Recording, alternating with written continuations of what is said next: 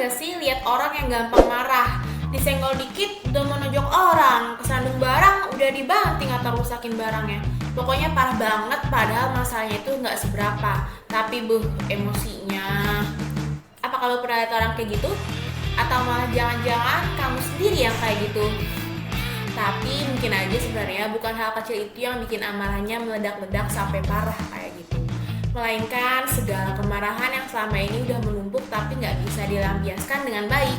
Misal nih, kamu dibentak abis-abisan sama bos, kan kamu nggak mungkin ya ngelawan bos kamu atau bahkan keluarin amarah kamu saat itu juga. Bisa-bisa kamu langsung di cut off. Nah, pastinya karena kesel kamu bakal mendam semua itu kan. Mentok-mentok curcolan ke temen kerja. Tapi balik lagi, apakah pelampiasan amarah itu saja udah cukup? Tentu jawabannya beda-beda. Bagi beberapa orang mungkin ada yang udah cukup, tapi sebagian lagi mungkin merasa belum puas melampiasin amarahnya. Sehingga sekalinya ada hal kecil kejadian sama dia, wow.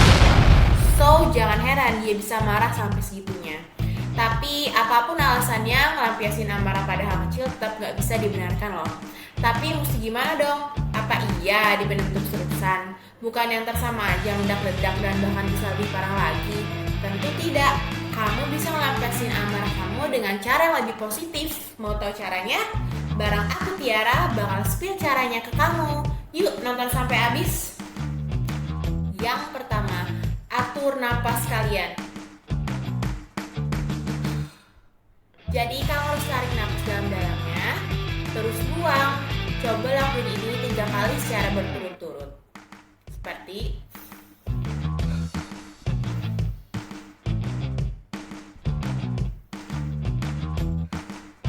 nah, kalau udah gimana? Agak tenang bukan? Dengan fokus sama pernapasan dan gerakan tubuh secara pelan-pelan, kamu bisa ngerasain ketenangan yang mendalam dan mengalirkan energi positif ke dalam dirimu. Teknik atur napas ini bukan cuma ngebantu dalam meredakan emosi yang sedang memuncak, tapi juga kasih ruang bagi refleksi dan introspeksi diri yang bisa ngebantu kamu dalam menemukan solusi yang lebih baik. Kedua, curhat. Curhat alias ngeluarin isi hati, yaitu berbicara sama sahabat atau seorang yang dipercayai, merupakan langkah yang bijaksana dalam mengatasi emosi yang ngebebanin kamu. Dalam proses curhat, penting banget buat pilih orang yang netral dan dapat memberikan pendengaran yang baik tanpa menambahkan tekanan atau meningkatkan emosi. Jangan marah kamu salah pilih teman curhat dan malah adu nasib. Karena sebenarnya yang kita butuh itu bukan cuma solusi, tapi kita lebih butuh seorang yang mau dengerin dengan pengertian dan penuh hati. Karena menurutku dengan berbagi beban kepada orang lain, kita dapat merasa lebih lega dan gak merasa sendirian dalam menghadapi masalah. Yang ketiga, minum air. Kedengarannya agak nggak serem gak sih? Sebenarnya minum air adalah langkah yang paling sederhana. Gak sederhana banget sih, tapi ya gampang aja gitu buat dilakuinnya. Cukup minum air putih doang. Mengonsumsi air dingin secara perlahan-lahan bisa jadi cara yang ampuh buat meredain amarah dan mendinginkan pikiran. Pas kamu duduk dengan tenang dan meneguk segelas air dingin, sisa dingin yang digering bisa mengurangi intensitas emosi negatif yang kamu rasain. Proses ini kayak ngebasuh pikiran dan perasaanmu dengan kerjenihan air, bikin kamu lebih mampu mengendalikan diri dan menghadapi situasi dengan yang kepala dingin. Unik tapi patut dicoba gak sih? Selanjutnya yang keempat, menulis.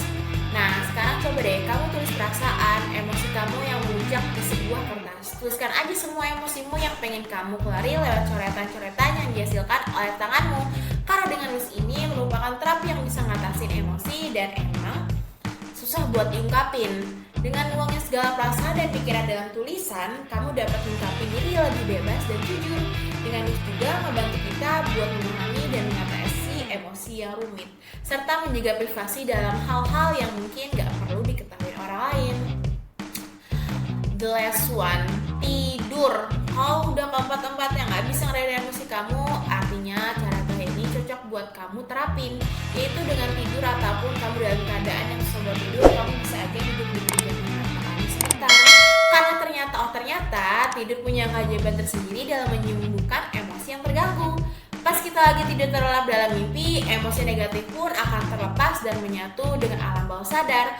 Tidur bukan cuma kasih istirahat bagi tubuh, tapi juga membawa kesempatan bagi pikiran untuk istirahat dan memproses segala perasaan yang terpendam. Dengan bangun dari tidur yang berkualitas, kamu bakalan ngerasa lebih segar dan siap menghadapi tantangan dengan pikiran yang lebih jernih dan tenang. Nah, teman-teman, sebenarnya ngeluapin emosi dengan cara positif itu ada dampaknya. Ya, dampaknya emosi negatifnya itu gak dapat disalurkan secara langsung. Sebenarnya menyalurkan emosi secara positif adalah kata lain memendam sedikit emosimu yang meluap. Seharusnya kamu bisa melakukan pelampiasan emosi ini secara bijak. Kamu harus bisa membagi emosimu untuk meluapkannya secara terang-terangan dan meluapkannya secara positif agar semuanya seimbang. Karena kalau kamu salah menyikapi pelampiasan emosi secara positif, kamu sendiri bakal ngerasa terbebani secara mental. Untuk itu perlu kamu ingat, jangan terlalu memendam emosi. Ceritain aja kalau kamu beneran emang gak suka terhadap suatu hal. Dan ingat ya, jangan dipendam terlalu lama-lama dan berlarut-larut. Serta ini juga nih, kamu jangan meluapkan emosi secara sembarangan ya. Walau udah sulit untuk dikontrol, kamu harus melihat situasinya dulu untuk meluapkan suatu emosi. Semangat, you can do it. Udah, sampai di akhir video aja guys. So, itu aja yang mau aku sampaikan. Jangan lupa untuk dukung aku terus dengan cara melakukan like,